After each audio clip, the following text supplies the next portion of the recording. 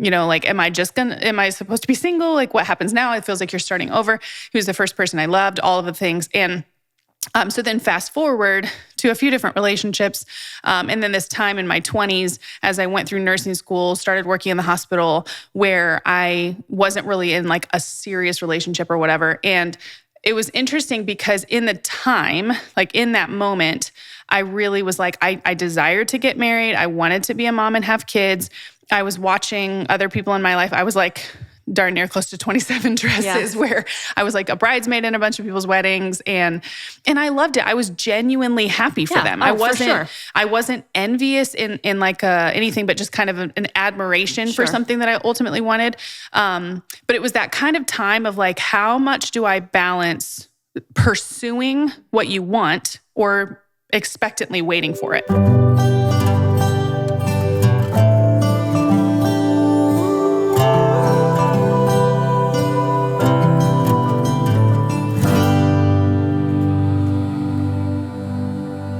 Hey, welcome back to the Project Revival podcast. I'm Laura. I'm Emily.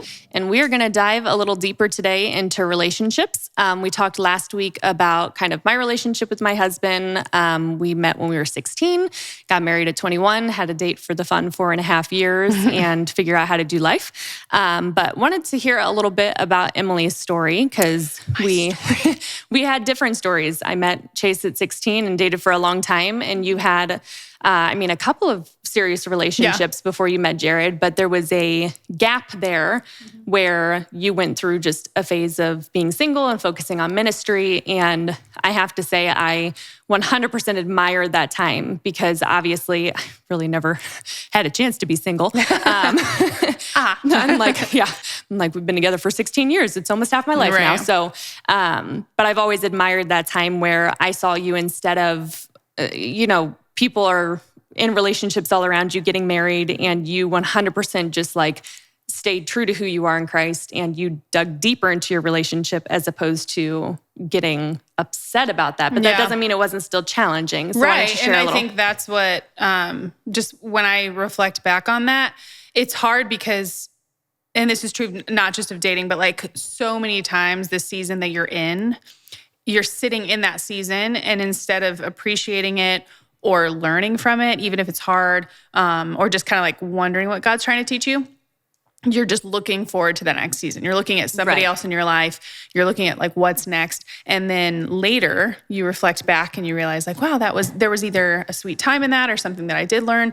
And for me, that was probably the tension between my time when I was still single is because it's the unknown, right? Like I didn't know when I was 16 that I'd get married at 26. Sure. I didn't know at 21 that I'd get married at 26. So you have these like self-made expectations that somehow, you're supposed to get married at this time. Like our parents, I think were 19 and 20 or 20, something like that when they got married. Something like that. Yeah, they were pretty young. So they were very young. My grandparents were young. And you had been in a relationship with Chase when you were in high school. I'm 3 years older. And so, yes, I'd had relationships. But so what happened for me is in high school, I didn't date in high school. I mean, I had like, I wouldn't even call them relationships, but like we had different experiences in high school. But my first serious relationship was my senior year of high school into my kind of freshman year of college. And we will do probably a whole episode on that because it ended up being a relationship where I truly thought we were going to get married. Yeah. And so did all of you, our families did. And that was a journey of walking with someone who ended up getting diagnosed with a mental health condition. And so just navigating a ton of things that I didn't expect. And so that led to just this like, what's wrong with me? I thought if I thought this was going to be the person, then like, am I supposed to be single? Like what happens now? It feels like you're starting over. He was the first person I loved, all of the things. And so then fast forward to a few different relationships. And then this time in my 20s, as I went through nursing school, started working in the hospital where I wasn't really in like a serious relationship or whatever. And it was interesting because in the time, like in that moment, I really was like, I desired to get married. I wanted to be a mom and have kids. I was watching other people in my life. I was like darn near close to 27 dresses where I was like a bridesmaid in a bunch of people's weddings. And I loved it. I was genuinely happy for them. I wasn't envious in like anything, but just kind of an admiration for something that I ultimately wanted. But it was that kind of time of like, how much do I balance pursuing what you want or expectantly waiting for it? And so it's kind of like that whole, everybody in your life loves you and is for you and wants you to get married. And so like, I'm telling you, you see anyone taller than me, because we're tall, who like goes to a church and our mom was like, oh, what about them? Yeah. I was like, Mom, oh my gosh. Constant. But it kind of messes with you a little bit. It's kind of like when you get married and everyone asks you like, when are you having a baby? Yeah. And like, they don't know that you're not struggling with infertility. Sure. They don't know that you've gone through a loss. So when people talk to you about dating, you're kind of like, okay, yeah, no kidding. Like, I'd like to be dating someone too, but I want it to be the right person. So like, stop putting pressure on me. And I don't know. I'd grown up with a lot of wisdom for people who would say things like, you know, when people just date, like serial date back to back, like you're almost practicing little divorces. Yes. And so those things, like I felt like being a little bit older, and the older I got as I was still dating, like I was starting to become who I am a little bit more in Christ, and having to rely on my relationship with the Lord for that fulfillment. So like put into practice the things that we talked about last week. All day long, you can say your identity's in Christ, but when you are in a relationship very young, you don't experience it the same way. You can lose your identity in the other person, And so I think I had to get to a place where I actually had an appreciation for the time of being single, like that season where you just discern the balance between like, okay, I'm not gonna just, I don't know, I'm gonna be like expectant and open to the fact that I could at any time meet someone and that could be like whatever. But I'm not going to sit here and like in a I don't know, massive way, like, oh my gosh, every single day I'm gonna hyper focus on who am I dating and like all the things. And that came, when you look in the Bible in 1 Corinthians, Paul talks about singleness. And he was one specifically who talked about that. And I don't know, I feel like people have differing opinions on this, but I don't know. This passage stood out to me because he talks for a while about unmarried and like if you could be single, that's great. But if you want to get married, then get married. But that's beside the point. So in 1 Corinthians 7:32, it says, I want you to be free from anxieties. The unmarried man is anxious about the things of the Lord, how to please the Lord. But the married man is anxious about worldly things, how to please his wife. And his interests are divided. And the unmarried or betrothed woman is anxious about the things of the Lord, how to be holy in body and spirit. But the married woman is anxious about worldly things, how to please her husband. I say this for your own benefit, not to lay any restraint upon you, but to promote good order and to secure your undivided devotion to the Lord. And again, that's not to be dismissive or put down people who get married young. Sure. It doesn't mean like you didn't get to serve the Lord. But the point is like, it's a moment to say, like, you get to have full devotion to the Lord. It's 100% true that when I was in my 20s, whether I was in a relationship or completely single, I could say yes to anything I wanted to. I was going to nursing school or working as a nurse. I was going to the service I wanted to on Sunday mornings. I was serving in youth ministry. I'd go back on Sunday night to youth group when I got to know students and they had a dance recital or a soccer game or whatever. I could go. Yeah. Like I could say yes to that. I got to be involved with friends. I was in college groups and I didn't have anybody who's like, well, why aren't you hanging out with me or whatever? And so even though you can feel like you can either hyper-focus on the loneliness factor or you can look at the moment you're in and you're like, man, it's different. And so then ultimately, fast forwarding to the other relationships I had, ended up meeting my husband, Jared, online, ironically. And it's a whole funny story, which I guess the short version is that I had a couple other single friends, and one of them had someone in her life who I still don't know sign her up for an online Christian dating app. And so myself and another friend of mine were kind of making fun of her, like just razzing her a little bit. And because she like finds this out and is mortified. So we open our laptops and we're cracking up like, let's look at it. And so we make these free accounts and we're just creeping on all the guys on there looking. And I'm just like, oh my gosh, this world of online dating, I'm kind of judging in my head. And so fast forward, I mean, that was the end of it. at least a year. And I'm sitting at a coffee shop with one of my best friends, and she was married at that time. And I'd gotten some notifications on my phone from this dating app, like, we miss you, come on back, you have all these messages. And I said, oh my gosh, do you think that's still there? And she's like, oh my gosh, I don't know. Well, thankfully I used the same password for everything. And so I logged in. Sure enough, my stinking profile was on there. And I was mortified. I had a bunch of messages and like pokes or hugs or like whatever they could do on it. It was just cracking me up. But you had to pay $15 to be able to read them. That's how they get you, by the way, because you want to know. I mean, it's like, it's the unknown. Who doesn't want to see what they wrote? So she's like, you have to do it. You have to pay for 1 month. So fast forward, I pay for 1 month, talked to a few people on there, like the only ones who I thought were even legitimate. Cause I was like wanting to realize, it isn't the easiest thing to meet like-minded people. Sure. And so you don't ever know. Yeah, so we like were whatever. in a smaller church at that time too. Yeah. So it's like, where you don't know, like what's it going to hurt? And so went on more first dates in the last couple of years of me being single than I ever had. Which entertained me so much. Oh my gosh, the stories. The stories. I was living vicariously through you didn't get to do that. You're like, this young married woman living in an apartment. I'm just laughing about my first dates. Oh, so fun. So I had that fun time. But honestly, like right at the end of the month, one of the last messages that I had gotten was from Jared. And I ended up like, I didn't even message him back in the app. I kind of creeped and looked him up on Facebook and realized we had like 18 mutual friends. And so I messaged him that way and just said, hey, like funny story, I paid for this 1 month, but it looks like we have a bunch of mutual friends.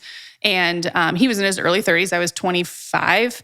And so we started talking at the end of March online, and we're married the next March. So we started dating, and then we're engaged by my birthday, August 14th. So what's interesting about the difference between you dating for 4.5 years and me dating for, 2.5 months or whatever, however long that is that like, again, I knew who I was and whose I was, and I had the plan. I knew at that point, like my list of absolutes, it was just, I was too old at that point to, just date for no reason at all.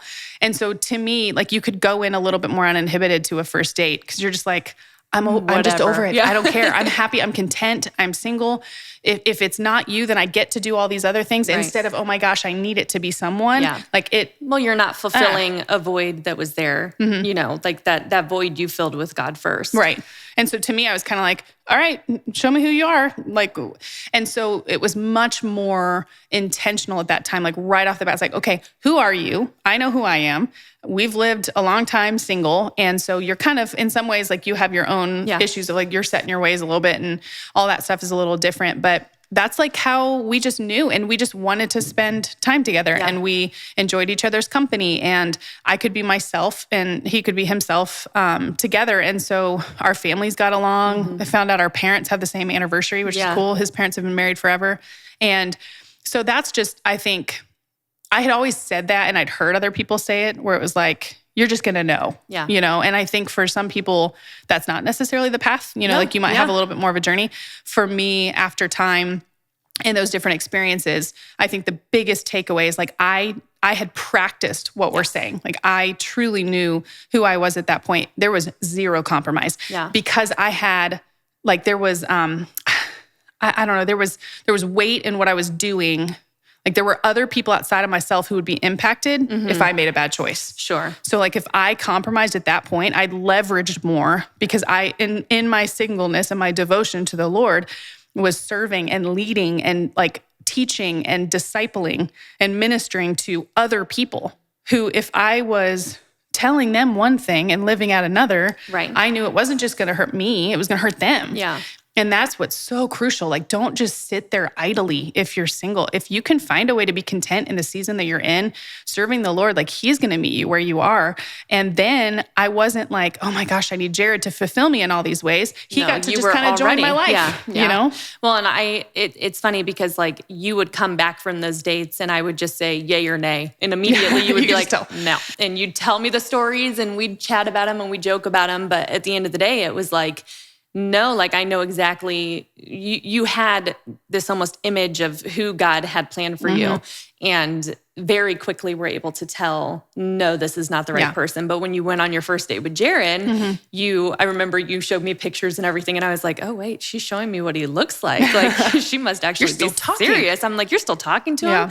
But, I think it's so important to recognize too that God's timing is perfect. Yeah. And I think that you having that time to grow in who you were was great, but it was also very important for Jared. Like if he ever comes on here and shares any of his faith story, if you guys had met at 16, you would not be married right now. Absolutely not. No, and God used, it's like that refining fire. He keeps walking you through those things, and ultimately you start to become who it is that he's created you to be. Right. And for both of us, I was living, I would say, and Jared would say the same thing. Like I was living a little bit more like on the path that God wanted for me. It just, that was his plan.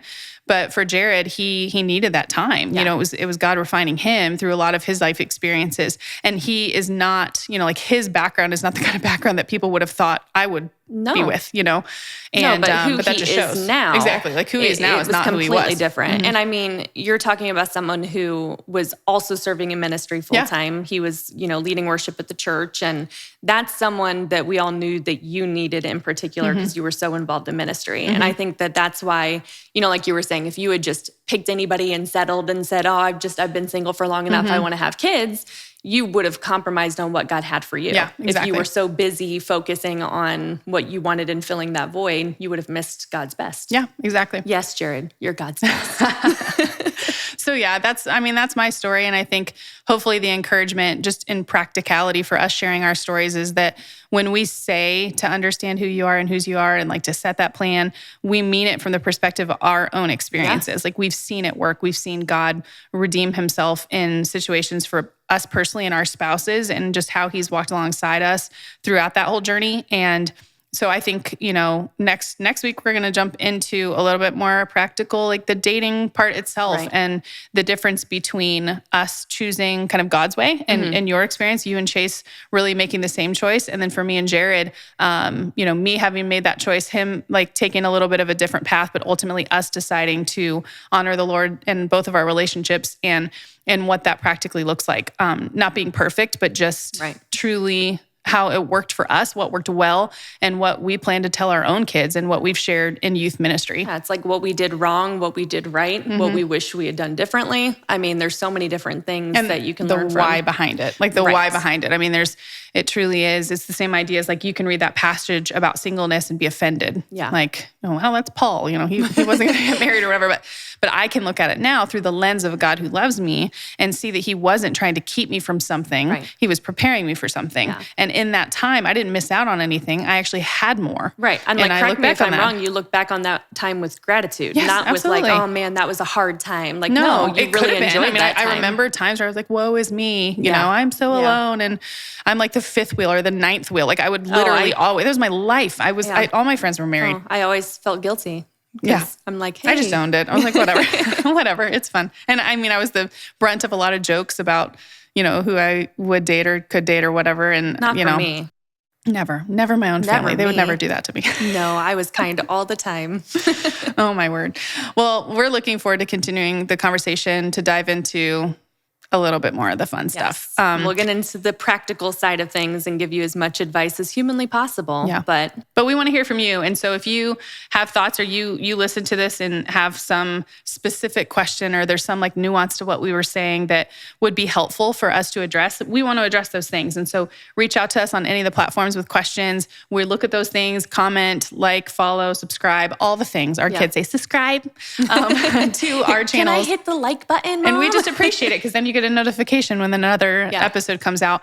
And then we want to hear from the listeners. We want to know, hey, I'm a mom and this is like, what would you recommend? How do I talk to my kid about this? How did this work for you? Let us know those questions and we'll address them. But again, we just appreciate everyone being on the journey with us. Project Revival is committed to see a revival of this next generation. And that's what we want to do. So join us each and every week as we continue on that journey.